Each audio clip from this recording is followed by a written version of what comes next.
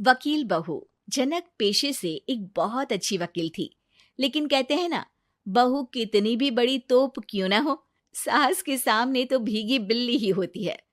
अरे जनक, क्या बात है, आज रोटी नहीं मिली अभी तक। ये तेरा कोर्ट नहीं है जो आज फैसला ना हुआ तो कल की तारीख मिल जाए।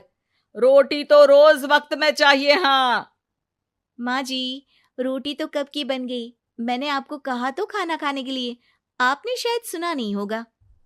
ओहो, जज नहीं हूं मैं तेरे कोर्ट की, सास हूं सास।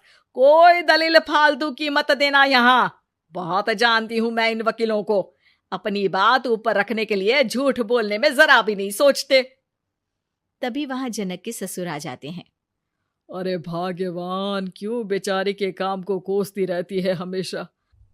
मैं भी तो था वहां जब ये आई थी तुझे रोटी खाने को बुलाने के लिए। सास को तो अब गुस्सा आ जाता है कि कैसे किसी ने बहू की साइड ले ली। अरे वाह जी वाह, वो तो मैं जानती थी कि कोई ना कोई गवाह तो ये पेश कर ही देगी। पर मैं तो अब सीधा खाना खाकर सोने जाऊंगी। मुझे आदत नहीं है किसी से बहसा बहसी करने की।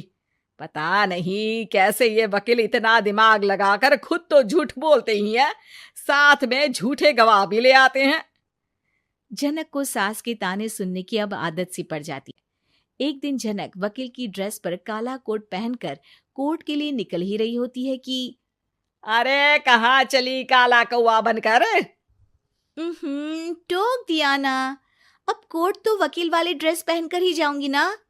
वाह भाई वाह, दामिनी तो मैंने भी देखी है।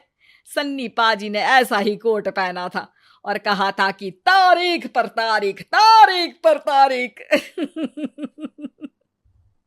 मतलब कि कोई बात करनी है तो बोलिए, वरना वक्त नहीं है मेरे पास खराब करने के लिए। अरे पता नहीं तुझ में क्या देखा मेरे बेटे ने, सारा दिन वकीलों वाली बहस करती है भोली भाली सास के साथ।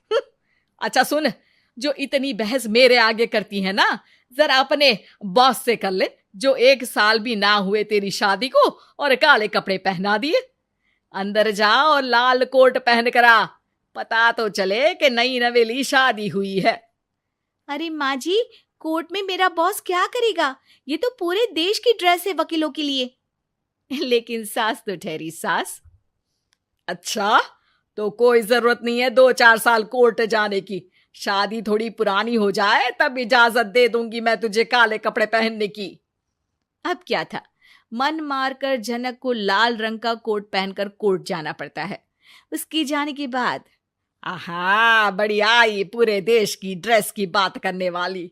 अरे पहना दिया ना लाल कोट। अब सास आए दिन या तो जनक को उसके काम का ताना देती या फिर उसका काम छुड़वा देने की धमकी। तंग आकर एक दिन जनक पति से कहती है, मैं सोच रही हूँ कि कोर्ट जाना बंद ही कर दूं। अरे क्यों यार, इतना अच्छा करियर है, क्यों छोड़ने की सोच रही हो? अरे लाल रंग का कोट पहनकर जाना पड़ता है। हर बात पर सास ताना देती है कि वकील तेज होते हैं, सवाल जवाब करते हैं, झूठी दलीलें देते हैं। अरे तो ठीक है ना, वो जो कहती है अपनी समझ से कहती है, लेकिन तुमको तो पता है ना कि सच्चाई क्या है। जनक को पति की बात से हौसला मिलता है कि तभी घर पर कुछ लोग आ जाते हैं। अरे आइए पंच साहब, कैसे आना हुआ?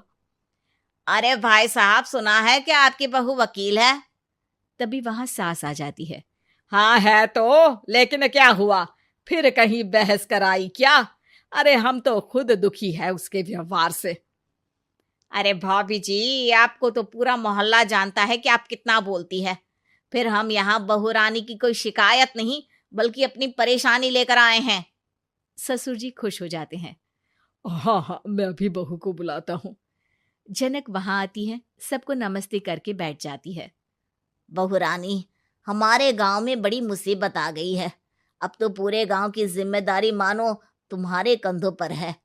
अरे ना ना, इससे तो घर की जिम्मेदारी पूरी नहीं होती, ये गांव की जिम्मेदारी क्या लेगी? भाभी जी, आप चुप हो जाओ, यहाँ पढ़े लिखे लोगों की बात हो रही है। आप जाओ, जरा रसोई से सबके लिए चाय लेकर आओ। मैं कॉफी लूंगी। हाँ हाँ, वकील साहिबा के लिए कॉफी। सास सर पैर सब पटक कर वहां से निकल जाती है। बहू, गांव में पानी नहीं आ रहा है, पड़ोसी राज्य ने हमारा पानी रोक रखा है। इसका मामला तो बड़े कोर्ट में चलेगा पंच जी, लेकिन ऐसा क्यों? वो राज्य हम लोगों से पानी के पैसे मांग रहा है। अब आधे गांव में पानी की सप्लाई खत्म हो गई है बहुरानी। अच्छा पंच साहब, बात गांव की है तो मैं जरूर केस लड़ूंगी। यहाँ एक बार फिर सास की एंट्री हो जाती है। अरे वाह जी वाह, ये काम करवा लो, आप हमारी बहू से बहुत अच्छा करती है। मैं हूं सीधी सादी सास। इस लड़की ने कैसे लड़ लड़ कर मुझे साइड कर रखा है, ये तो अब आपको पता चल ही जाएगा।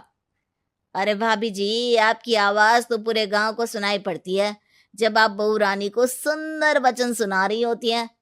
अरे वकील बहू मिली है, फक्र करो फक्र। हाँ जी हाँ, सारी फकर तो हम लोग ही करें। खैर, अब जो केस लड़ेगी और पानी गांव में आ जाता है तो पंच साहब लिख कर देना होगा कि हैंड पाइप में सबसे पहले मेरी बाल्टी और घड़ा भरेगा। अरे फिर तो हम बहू रानी के नाम पर घर पर ही सप्लाई दे देंगे, लेकिन ये इतना आसान नहीं है। बहू, गांव के पास अभी वकील करने की भी पैसे नहीं है तो। अरे पंच साहब, ये मेरे गांव का मामला है, मैं आपसे एक भी पैसा नहीं लूंगी। सास को बहू की बात पर गुस्सा आ जाता है, लेकिन सबके जाने के बाद झनक मन लगाकर गांव की परेशानियों को दूर करने में लग जाती है। और वो दिन भी आता है कि झनक केस जीत जाती है। अरे आज तो प्लम्बर आकर घर तक पाइप लगा गया है। खुश हो जाओ, मेरे कारण तुम लोगों को घर के अंदर ही पानी मिल जाएगा।